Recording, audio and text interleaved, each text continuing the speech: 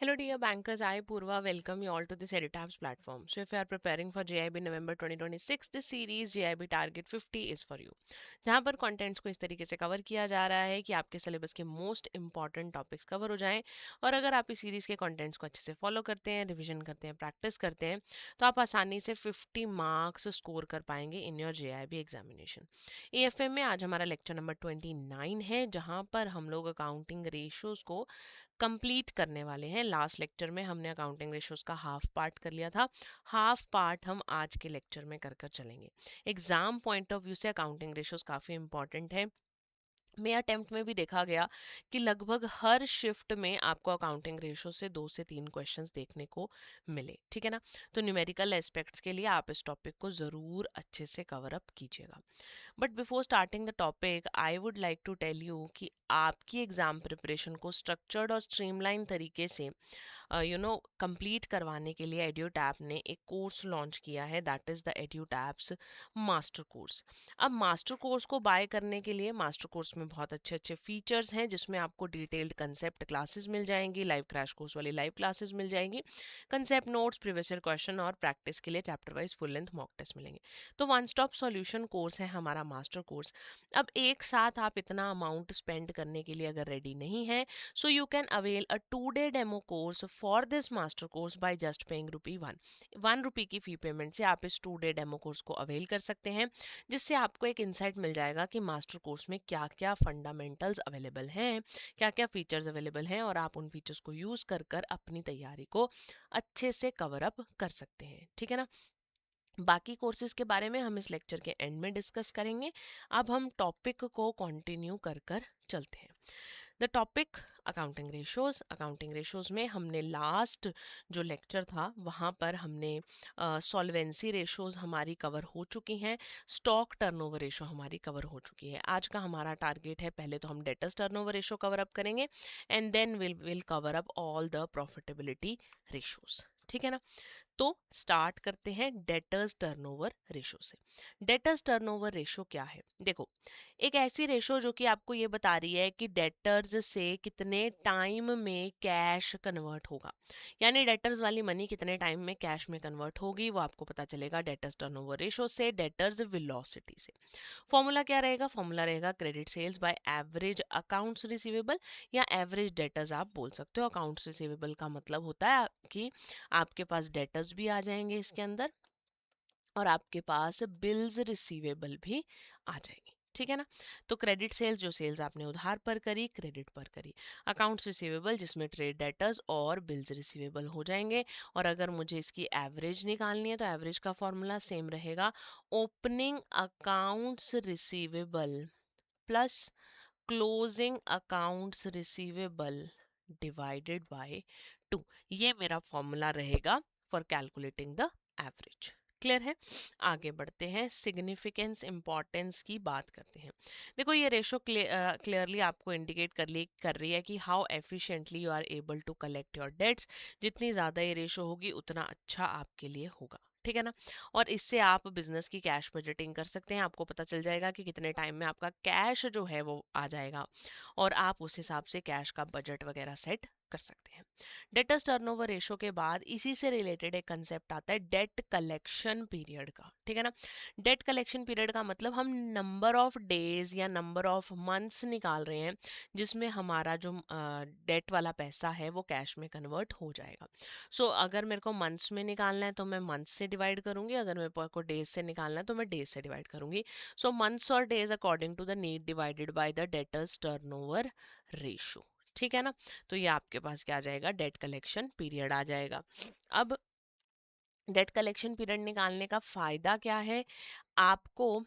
क्या कहते हैं, एक तो ये पता चल जाता है कि कितना जल्दी या कितना स्लो आपकी मनी कलेक्ट हो रही है, क्योंकि नंबर ऑफ मंथ्स या नंबर ऑफ डेज में आपके पास डेटा आ जाता है।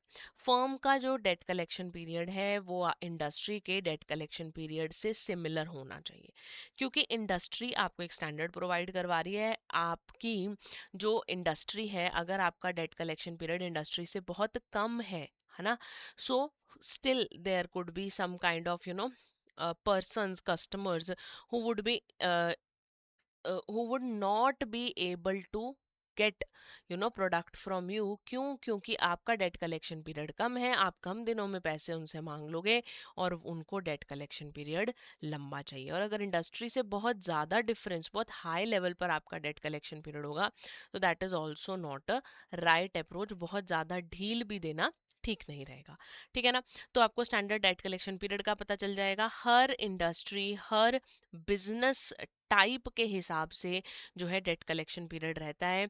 अब जो बिजनेसेस जिनमें ऑपरेटिंग जो साइकिल है हमारा वो बहुत लंबा है, तो उस केस में वहाँ पर डेट कलेक्शन पीरियड कंपैरेटिवली बड़ा रहता है। हर बिजनेस की, हर इंडस्ट्री की क्रेडिट पॉलिसीज अलग अलग होती हैं, ठीक है ना। तो अमाउंट जो हम बात कर रहे हैं कि जनरल अगर मैं बात कर चलो, ऑन एन एवरेज सभी टाइप के बिजनेसेस में 3 से 4 महीने से ज़्यादा का डेट कलेक्शन पीरियड जो है वो थोड़ा सा अवॉइड किया जाता है, बिकॉज उस टाइम पर आपको पैसे ना मिलने के चांसेस ज़्यादा हो जाते हैं, है ना। तो लगभग 3, 4 या 5 महीने का जो हमारा डेट कलेक्शन पीरियड है उसे एडिक्वेट पीरियड माना जाता है। सो ये क्वेश्चन कर लेते हैं, थोड़ी क्लैरिटी हो जाएगी कि कैसे एवरेज कलेक्शन पीरियड या डेट कलेक्शन पीरियड निकालना है। टोटल सेल्स आपको दी हुई है 12 लाख, कैश सेल्स आपको दी हुई है 25% of total sales. Opening debtors और क्लोजिंग डेटर्स के बारे में डेटा गिवन है। तो एवरेज कलेक्शन पीरियड निकालने के लिए मुझे पहले क्या निकालना पड़ेगा? मुझे चाहिए डेटर्स टर्नओवर रेशो, ठीक है। तो if total sales given to me are 12 lakh, ठीक है ना, कैश सेल्स उन्होंने हमें बोल दिया है कि they are 25% of total sales, है ना। 25% ऑफ 12 लाख, तो मेरे पास 25% ऑफ 12 लाख कितना आ जाएगा? 3 लाख। फिर निकाल लेंगे क्रेडिट सेल्स। क्रेडिट सेल्स हो जाएंगी 12 लाख माइनस 3 लाख, यानी कि 9 लाख आ जाएंगे मेरे पास क्रेडिट सेल्स। इसके बाद मुझे क्या निकालना है? इसके बाद मैं निकालूंगी एवरेज डेटर्स। एवरेज डेटर्स के लिए क्या फॉर्मूला रहेगा? Opening debtors plus closing debtors divided by 2। Opening 80 है, क्लोजिंग 120 है, डिवाइडेड बाय 2, यानी कि मेरे एवरेज डेटर्स कितने आ गए? 1 लाख रुपीज के, ठीक है। अब क्या निकालेंगे? अब निकालेंगे debtors turnover ratio. Debtors turnover ratio, credit sales divided by average debtors, यानी कि मेरी डेटर्स टर्नओवर रेशो कितनी आ गई? 9 टाइम्स आ गई। अब मुझे निकालना है एवरेज कलेक्शन पीरियड। तो एवरेज कलेक्शन पीरियड कैसे निकलेगा? एवरेज कलेक्शन पीरियड निकलेगा डेज में, निकाल लेते हैं। 365 divided by debtors turnover ratio, यानी कि 365 डिवाइडेड बाय 9, ठीक है ना। तो ये हो जाएगा 4, देन 0 एंड 0.5, 40.5 डेज जो है वो मेरे पास क्या आ जाएगा? एवरेज कलेक्शन पीरियड आ जाएगा। क्लियर है? आगे बढ़ते हैं। अब हम आ चुके हैं प्रॉफिटेबिलिटी रेशोज पे। तो सबसे पहली प्रॉफिटेबिलिटी रेशो मेरे पास क्या है? Overall profitability ratio. Overall profitability ratio, जिसको मैं रिटर्न ऑन इन्वेस्टमेंट भी कहती हूँ, तो आप इस नाम को याद रखेंगे। एग्जामिनेशन में रिटर्न ऑन इन्वेस्टमेंट के नाम से भी ये क्वेश्चन आपसे पूछा जा सकता है। It indicates the percentage of return to the total capital employed of the business. तो फॉर्मूला रहेगा operating profit by the capital employed multiplied by 100। Operating profit जो ऑपरेटिंग एक्टिविटी से आपके पास प्रॉफिट आएगा, जो आपकी रूटीन एक्टिविटी से आपके पास प्रॉफिट आएगा, ठीक है ना। Profit before interest and tax जो है वो आपका ऑपरेटिंग प्रॉफिट ही होता है। कैपिटल एम्प्लॉयड में आपके पास क्या क्या आ जाएगा? कैपिटल एम्प्लॉयड निकालने के दो तरीके हैं। One is from the balance sheet side, आप सारी एसेट्स का सम कर लो, या फिर आप लॉन्ग टर्म फंड्स का सम कर लो, जिसमें आपके पास आ जाएगी share capital, reserves and surplus, long term loans, जिसमें से नॉन बिजनेस एसेट्स और फिक्टिशियस एसेट्स को माइनस कर दिया जाएगा। तो इस रेशो की क्या इंपॉर्टेंस है? आपको ये पता चलता है कि कितना प्रॉफिट जो है एक बिजनेस अर्न कर रहा है एक यूनिट ऑफ कैपिटल इन्वेस्ट करने के बदले में, ठीक है ना। बिजनेस तभी सरवाइव कर सकता है अगर एक बिजनेस का जो रिटर्न ऑन इन्वेस्टमेंट है वो उसकी कॉस्ट ऑफ कैपिटल एम्प्लॉयड से ज़्यादा हो। इस पॉइंट को आप हाईलाइट कर सकते हैं, क्योंकि इसको पॉइंट पे भी क्वेश्चन पेपर में आ सकता है। एफिशिएंसी कंपैरिजन के लिए बिजनेसेस कितने एफिशिएंट हैं, दो बिजनेसेस को आप ओवरऑल प्रॉफिटेबिलिटी रेशो के बेसिस पर कंपेयर कर सकते हो। Next ratio is earning per share, EPS जिसको हम बोलते हैं, फॉर्मूला हमारा रहेगा profit after tax and preference dividend. यानी अब हम इस प्रॉफिट की बात कर रहे हैं जो प्रॉफिट हमारे पास बचता है for the equity share holders, उसको नंबर ऑफ इक्विटी शेयर से डिवाइड करेंगे तो हमारे पास आ जाएगा अर्निंग पर शेयर। ठीक है, तो नंबर ऑफ इक्विटी शेयर से मतलब क्या है, जितने भी आउटस्टैंडिंग इक्विटी शेयर्स हैं, या अगर आप वेटेड वैल्यू ले लो तो weighted average of the outstanding shares आ जाएगा। नेट प्रॉफिट मतलब profit after interest dividend and tax की बात यहाँ पर की जा रही है। इंपॉर्टेंस क्या है इस रेशो की, सिग्निफिकेंस क्या है कि आपको बिजनेस के, किसी भी कंपनी के इक्विटी शेयर का मार्केट प्राइस डिटरमाइन करने में हेल्प करता है, और दो बिजनेसेस की डिविडेंड पेइंग कैपेसिटी कैसी है ये भी हमें ईपीएस की हेल्प से समझ में आता है। नेक्स्ट रेशो हमारे पास है PE ratio, that is the price earning ratio. तो पीई प्राइस मतलब मार्केट प्राइस और अर्निंग मतलब ईपीएस, जो अर्निंग अभी हमने कैलकुलेट किया। तो एमपीएस अपॉन ईपीएस भी हम इस रेशो को कहते हैं, मार्केट प्राइस पर share and earning per share. ठीक है ना, मार्केट प्राइस मतलब सेकेंडरी मार्केट में जब ट्रेडिंग हो रही है शेयर्स की, तो शेयर कितने पे लिस्ट हुए हुए हैं। इंपॉर्टेंस क्या है, आपको ये पता चलता है कि इस प्राइस पर आपको इस शेयर को खरीदना चाहिए या नहीं खरीदना चाहिए, यानी कि बाइंग का डिसीजन आप पीई रेशो के बेसिस पर लेते हो। इन्वेस्टर की एक्सपेक्टेशंस क्या हैं about the business, about the growth of the business, वो भी हमें प्राइस अर्निंग रेशो से ही पता चलता है। फिर आती है ग्रॉस प्रॉफिट रेशो। अब देखो, आपने trading account, profit and loss account समझा हुआ है ना, तो ग्रॉस प्रॉफिट रेशो आपकी रेशो निकलेगी ट्रेडिंग अकाउंट से, यानी ग्रॉस प्रॉफिट की हेल्प से जो रेशो निकलेगी वो ग्रॉस प्रॉफिट रेशो निकलेगी। Gross profit by net sales multiplied by 100। Gross profit कैसे निकलता है, ग्रॉस प्रॉफिट मतलब नेट सेल्स में से सीओजीएस माइनस कर दो। नेट सेल्स का मतलब क्या है, नेट सेल्स का मतलब है सेल्स माइनस सेल्स रिटर्न। ठीक है ना, और सीओजीएस का आपको फॉर्मूला पता ही है, opening stock plus purchases plus direct expenses minus closing stock. Direct expenses वो एक्सपेंसेस जो कि आपके डायरेक्टली रिलेटेड टू प्रोडक्शन होते हैं, वो आपके डायरेक्ट एक्सपेंसेस होते हैं। ठीक है ना, तो इस रेशो की सिग्निफिकेंस क्या है, बिजनेस का प्रोडक्शन प्रोसेस कितना एफिशिएंट है वो हमें ग्रॉस प्रॉफिट रेशो से पता चलता है, क्योंकि इसमें बाकी और कोई भी एक्सपेंस इनकम इंक्लूड नहीं की गई, only and only expenses related to production जो है वो यहाँ पर इंक्लूडेड है। तो एवरेज कितना मार्कअप आपको, कितना मार्जिन आपको गुड्स के ऊपर रखना है, वो भी आपको जीपी रेशो से आइडिया लग जाता है। ग्रॉस प्रॉफिट रेशो, शॉर्ट में हम इसे जीपी रेशो भी बोल देते हैं। फिर आ जाती है नेट प्रॉफिट यानी एनपी रेशो। अब नेट प्रॉफिट के बेसिस पर निकलेगी, फॉर्मूला वही, net operating profit by net sales multiply by 100। Net operating profit निकालने के लिए आप क्या करोगे, ग्रॉस प्रॉफिट में सारी इनडायरेक्ट इनकम्स प्लस और इनडायरेक्ट एक्सपेंसेस को क्या कर दोगे, माइनस कर दोगे। नेट सेल्स की बात हम ऑलरेडी कर चुके हैं। अब ये बिजनेस की ओवरऑल एफिशिएंसी, ओवरऑल प्रॉफिटेबिलिटी को इंडिकेट करेगी, और ईयर ऑन ईयर बिजनेस कितना इंप्रूव कर रहा है ये भी हमें नेट प्रॉफिट से एक इंडिकेशन मिल जाएगा। न्यूमेरिकल करके देख लेते हैं इससे रिलेटेड जो हमारी प्रॉफिटेबिलिटी रेशोज है। तो पहला न्यूमेरिकल आया नेट प्रॉफिट रेशो कैलकुलेट करने का, जिसमें सेल्स दी हुई है, सेल्स रिटर्न दी हुई है, डायरेक्ट कॉस्ट और इनडायरेक्ट कॉस्ट आपको गिवन है। ठीक है ना, तो सेल्स और सेल्स रिटर्न दी हुई है। पहले तो हम लोग क्या निकाल लेंगे, नेट सेल्स निकाल लेंगे from sales and sales return. तो फॉर्मूला हो जाएगा net sales equals to sales minus sales return. Sales कितनी है, 8 लाख, सेल्स रिटर्न कितनी है, 3 लाख, यानी नेट सेल्स मेरे पास कितनी आ गई, 5 लाख आ गई। क्लियर। अब मेरे को निकालने हैं डायरेक्ट कॉस्ट, सॉरी, मुझे डायरेक्ट कॉस्ट भी दी हुई है, इनडायरेक्ट कॉस्ट भी दी हुई है। दोनों कॉस्ट को माइनस कर दो तो हमारे पास क्या आ जाएगा, नेट प्रॉफिट आ जाएगा।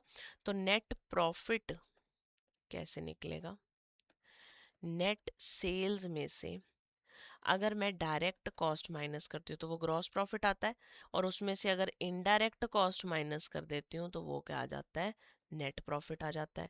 यानी कि 5 लाख में से मुझे 1 लाख को भी माइनस करना है, मुझे 2,50,000 को भी माइनस करना है। ठीक है ना, तो मेरे पास ये हो जाएगा 5 लाख माइनस 3,50,000, यानी कि मेरा नेट प्रॉफिट कितना आ गया, 1,50,000। अब नेट प्रॉफिट रेशो निकालनी है। नेट प्रॉफिट रेशो कैसे कैलकुलेट होगी, net profit by net sales multiplied by 100। Net profit कितना है? नेट प्रॉफिट है 1,50,000 का। नेट सेल्स कितनी है? नेट सेल्स है मेरे पास 5 लाख की मल्टीप्लाइड बाय 100, यानी कि रेशो कितनी आ गई? रेशो आ गई आपके पास 30%। ठीक है, समझ गए कैलकुलेशन? आगे बढ़ते हैं, एक और क्वेश्चन कर लेते हैं। अब आपको यहाँ ईपीएस और पीई रेशो निकालनी है। नेट प्रॉफिट दिए हुए हैं, नंबर ऑफ इक्विटी शेयर्स दिए हुए हैं और मार्केट प्राइस पर शेयर गिवन है।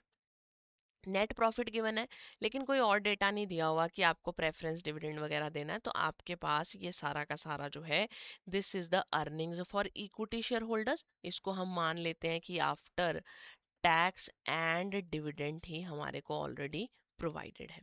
तो ईपीएस कैसे कैलकुलेट होगा? ईपीएस कैलकुलेट होगा net profit after preference dividend and tax over number of equity shares. तो नेट प्रॉफिट कितना गिवन है? मुझे नेट प्रॉफिट गिवन है 8 लाख का, number of equity shares given है 2 लाख, यानी ईपीएस कितना आ गया? ₹4 मेरे पास आ गया यहाँ पर ईपीएस। पीई रेशो निकाल लेते हैं। पीई रेशो आपको मैंने बताया था, पीई का मतलब MPS upon EPS, market price पर शेयर ओवर अर्निंग्स पर शेयर। मार्केट प्राइस पर शेयर 80 है, अर्निंग्स 4 है, तो पीई रेशो मेरी कितनी आ गई? 20 आ गई। क्लियर? तो इसी तरीके से आप क्वेश्चंस को सॉल्व करेंगे। आप इन क्वेश्चंस को साथ साथ प्रैक्टिस भी कर सकते हैं। If you have watched it one time, तो आप इसको रीकैप कर कर क्वेश्चंस को ज़रूर अपने हाथ से सॉल्व कर कर देखिए, आपको क्लैरिटी होगी। और आगे जब हम अभी प्रैक्टिस क्वेश्चंस करेंगे, वहाँ पर भी अगर न्यूमेरिकल आता है तो आप उसको साथ साथ सॉल्व कर कर ज़रूर देखिए। ठीक है ना? अब हम कुछ रिलेटेड पार्टीज की बात कर लेते हैं, बिजनेस से रिलेटेड पार्टीज की, जो अलग अलग रेशोज को यूज कर रही हैं for different kind of analysis, है ना। जैसे जो लॉन्ग टर्म क्रेडिटर्स हैं, इन्हें दो चीज़ों से मतलब है। एक तो इन्हें इंटरेस्ट मिलता रहे टाइमली, और दूसरा इनका प्रिंसिपल अमाउंट जो इन्होंने लोन की फॉर्म में बिजनेस को दे रखा है, वो इनका प्रिंसिपल अमाउंट इन्हें रीपे हो जाए, है ना। इन्हें इन्हीं दोनों चीज़ों से मतलब है। तो इसके लिए ये कौन सी रेशोज को देखेंगे? तो they will look for the fix charges cover ratio, जिसका फॉर्मूला है income before interest and tax over the interest charges. और दूसरी रेशो ये देखेंगे डेट सर्विस कवरेज रेशो, जिसका फॉर्मूला है cash profit available for the debt service divided by interest plus principal payment. This ratio is important, में भी एक ratio जो है आपको पेपर में पूछी गई है। फिर bank granting the short term loans, इनको क्या मतलब है? जो बैंक्स आपको शॉर्ट टर्म लोन प्रोवाइड करवा रहे हैं, उनको आपके बिजनेस की शॉर्ट टर्म प्रॉफिटेबिलिटी से ही तो मतलब है ना, कि आपके बिजनेस की लिक्विडिटी कैसी है, बिजनेस कितना इजीली कैश में कन्वर्ट कर पा रहा है शॉर्ट टाइम पीरियड में। तो शॉर्ट के लिए ये शॉर्ट वाली सॉल्वेंसी रेशोज को ही देखेंगे, जिसमें आपके पास क्विक रेशो और करंट रेशो आ जाएगी। और इन दोनों का कंपैरिजन आपको क्या बताता है, क्विक और करंट रेशो का, कि आपके पास कितना, एक बिजनेस के पास कितना इन्वेंट्री होल्डअप है। Then comes the share holders. Share holders को तो बहुत इंटरेस्ट है बिजनेस की अर्निंग्स के अंदर, क्योंकि उन्होंने पैसा इन्वेस्ट कर रखा है। तो ये ईपीएस को देखेंगे, और साथ ही साथ एक डिविडेंड यील्ड रेशो होती है, उसके ऊपर भी इनकी नज़र रहती है, कि इनको मार्केट के कंपैरेटिवली कितना डिविडेंड जो है, मार्केट प्राइस के कंपैरेटिवली कितना डिविडेंड इन्हें, कितने परसेंट का डिविडेंड इन्हें मिलकर जा रहा है। ठीक है ना। सो ये समरी शीट रही आज की क्लास की, जिसको आप यूज कर सकते हो टू रिवाइज द टॉपिक्स, जिसमें हमने डेटर्स टर्नओवर रेशो पढ़ी, डेट कलेक्शन पीरियड पढ़ा, overall profitability ratio, EPS, PE ratio, GP और एनपी रेशो के बारे में हमने बात की, और फिर कुछ कुछ की स्टेक होल्डर्स की बात की जो अलग अलग रेशोज को यूज करते हैं। जरूर यूज कीजिएगा इसको to revise the today's topic. अब हम आ जाते हैं आज के प्रैक्टिस क्वेश्चंस पे। तो सबसे पहला क्वेश्चन आपके पास क्या है? A firm's net profit ratio increased from 12% to 18% while the net sales remain unchanged. Net profit तो बढ़ गया, 12 से 18 हो गया, बट नेट सेल्स जो है उसमें कोई भी चेंज नहीं आया। आपको कुछ तीन स्टेटमेंट्स दी हुई हैं, आपको उनको कंसिडर करना है। नेट प्रॉफिट इंक्रीज हुए, ओवरऑल प्रॉफिटेबिलिटी इंक्रीज हुई, या बिजनेस की एफिशिएंसी इंप्रूव हुई। तो ये सब कुछ ही हुआ है, नेट प्रॉफिट भी बढ़े हैं, ओवरऑल प्रॉफिटेबिलिटी भी बढ़ी है, और बिजनेस की एफिशिएंसी भी इम्प्रूव हुई है, क्योंकि परसेंटेज नेट प्रॉफिट का अमाउंट ही बढ़ गया है। नेट सेल्स तो सेम है, लेकिन आपका प्रॉफिट मार्जिन जो है वो बढ़ गया है। Question number 2, a company has the following information: total sales, cash sales, opening debtors, closing debtors दिए हैं, डेटर्स टर्नओवर रेशियो निकालनी है। तो अब आप इसको यहीं पॉज कर कर पहले खुद कैलकुलेशन करिए और फिर आंसर जो है वो कमेंट बॉक्स में लिखिए। तो आपको टोटल सेल्स गिवन है 4 लाख की, तो स्टार्ट करते हैं इसके कैलकुलेशन को। कैश सेल्स निकाल लेते हैं। 25% ऑफ टोटल सेल्स है, यानी 25% ऑफ 40 लाख है, 10 लाख हो गया। उसके बाद एवरेज डेटर्स निकाल लेते हैं। ओपनिंग डेटर्स 4 लाख हैं, क्लोजिंग डेटर्स 6 लाख हैं, डिवाइडेड बाय 2, ये भी 10 लाख आ गया। ठीक है, और हमें क्वेश्चन में चाहिए क्रेडिट सेल्स, तो क्रेडिट सेल्स भी निकाल लो।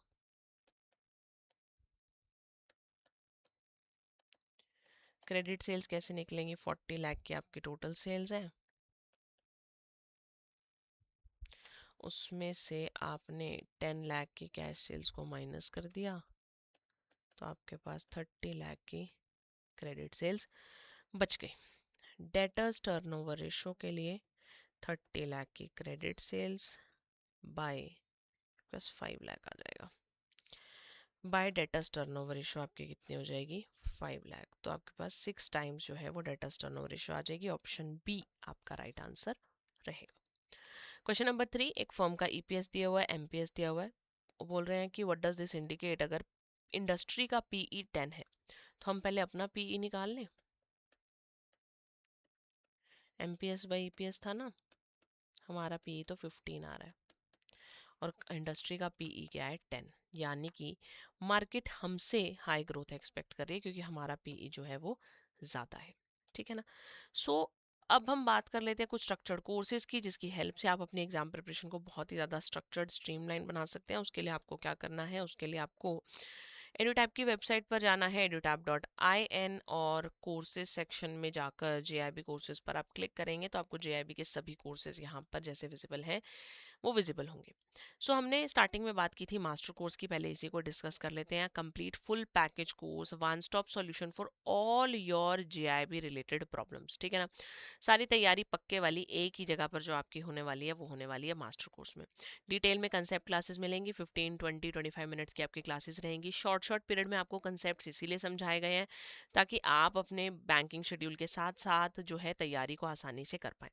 लाइव क्रैश कोर्स बैच 1 वाली लाइव क्लासेस भी इसमें रहेंगी। कंसेप्ट नोट्स आपको यहाँ पर मिल जाएंगे जो कि आईबीएफ की बुक के हिसाब से बनाए गए हैं। Previous year question, chapter wise और फुल लेंथ मॉक टेस्ट आपको मिलेंगे। अब मास्टर कोर्स कंप्लीट चारों सब्जेक्ट्स का एक साथ भी अवेलेबल है और सब्जेक्ट स्पेसिफिक मास्टर कोर्स जैसे आईआईएफएस का, पीपीबी का, एएफएम, आरबीडब्ल्यूएम, चारों का अलग अलग मास्टर कोर्स भी अवेलेबल है। अपनी रिक्वायरमेंट के हिसाब से कंप्लीट लेना है या सब्जेक्ट स्पेसिफिक लेना है, आप डिसीजन बना सकते हैं। अब डेमो कोर्स जो है, 2 डे डेमो कोर्स, उसके केस में भी आप जो है मतलब इस मास्टर कोर्स को बाय करने से पहले डेमो कोर्स लेकर एक इंसाइट ले सकते हैं about the master course. Then there comes a live crash course जिसका बैच 3 इस टाइम पर रनिंग है। ये एक ऐसा कोर्स है जहां पर आपको मॉर्निंग और इवनिंग में लाइव टीचर्स से बात करते हुए पढ़ने का मौका मिलेगा। तो आप डिटेल में अपना सिलेबस जो है वो यहाँ पर कवर अप कर सकते हैं। इंपॉर्टेंट टॉपिक्स को यहाँ पर फोकस किया जा रहा है क्योंकि विद इन 60 लाइव क्लासेस आपका सिलेबस जो है वो यहाँ पर चारों ही सब्जेक्ट्स का कवर करवाया जा रहा है। अगेन यहाँ पर आपको मिलेंगे आईआईबीएफ की बुक वाले concept notes, previous year question और प्रैक्टिस के लिए चैप्टर वाइज और फुल लेंथ मॉक टेस्ट। और अगर आपको लगता है कि आपकी तैयारी हो चुकी है, आपको सिर्फ और सिर्फ मॉक टेस्ट की प्रैक्टिस करनी है, क्वेश्चंस एमसीक्यूज की प्रैक्टिस करनी है, जैसे एमसीक्यूज आईआईबीएफ अपने पेपर में देता है, तो आप उसके लिए हमारी टेस्ट सीरीज में एनरोल कर कर इन एमसीक्यूज में खुद को एनरोल कर सकते हैं। इस टेस्ट सीरीज में एनरोल कर कर आप एमसीक्यूज को बहुत अच्छे से प्रैक्टिस कर सकते हैं for all 4 subjects of JIB. अपनी कन्वीनियंस के हिसाब से कोर्स चूज कीजिएगा और कोर्स के चूज करते टाइम जब आप कोर्स को बाय करेंगे तो डिस्काउंट कूपन लगाना नहीं भूलिएगा ताकि आपको मैक्सिमम डिस्काउंट अवेलेबल हो पाए। ठीक है ना? तो आज के सेशन से related doubts queries comment box में लिखकर मुझसे पूछ सकते हैं। And for any other kind of doubts and queries regarding JIB and even CIB आप हमें कॉल कर सकते हैं ऑन 8146207241 या फिर हमें ईमेल कर सकते हैं on hello@edutap.co.in। We are very happy to help you और आप इसी तरीके से पढ़ते रहिए, आगे बढ़ते रहिए। हम मिलते हैं अगले सेशन में। Till then take care.